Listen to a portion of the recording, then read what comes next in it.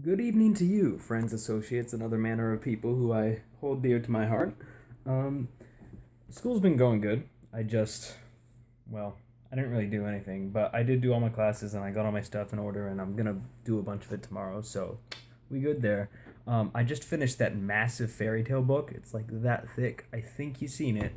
It was like 740 pages and like 250 separate stories, and it's just crazy. Like, I actually just sat down and was like, I'm gonna read all of this. And I read all of it, and it was freaking great. And it was crazy seeing all these reoccurring themes that popped up. And I know I said this before, but it was just weird because it's like, yeah, then this guy put on this skin, and then he went into this castle and did this thing. And it's like, oh, yeah, sure. And like four stories later, it's like, yeah, then this guy happened to find the skin, went into a castle, and did this thing. It's like, yeah, I've seen this before. Oh well. But it was just funky. And the fact that those stories were all passed down orally until they were written down by the Brothers Grimm, who like sat people down and were like, hey, tell us a story. And then they just told the story orally while they wrote it down. And so there's these little snippets at the end of each story or like inside of it. And it's like, it'll be like, and then they lived happily ever after. And the last one who told this story still has warm lips. And it's like, warm lips, so they're alive. Good? Question mark. I guess. But it's just it's funky, and it makes me think like how if that was just specifically like that part of Germany, like their culture, their regional things, if that was just only their stuff, what other stuff is there in the world that there's just like these thousands upon thousands of stories and archetypes and like stereotypes and things that all just came up and just from oral tradition that like we don't know about.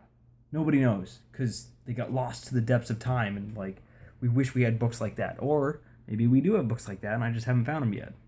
Who knows? But that reading that book actually inspired me, and eventually, when I get to some certain point, I am going to set up a wonderful little area.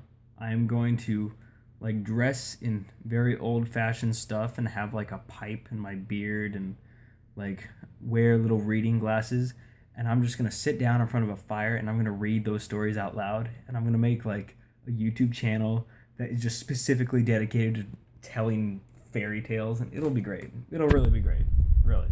Not really, but I'm still going to freaking do it because it just seems like one of those things that you would have and you would just read to your kids or something, and or just tell people things. And what was it? Yeah, I was hanging out with this chick, and she does this thing where she'll be like, "Tell me a story," because she wants attention and she wants affirmation. And so I'll be like, "Once upon a time there was a sloth, and then he died." The end. And she's like, "No, tell me a better story." But because I had read these fairy tales, I was able to be like, "Yeah, I can do that." And I straight up just told her like one of the stories, the like a story called Bearskin. It's pretty sweet, but it was just crazy to me that after reading this maybe like twice, I could just go out into this different environment and like recite almost the whole thing. Like it wasn't word for word, but it was still like I had the general idea, I had the general details, I had everything. It's like if I just practiced that, maybe for 2 weeks, I would have this story memorized that I could just pull up anytime I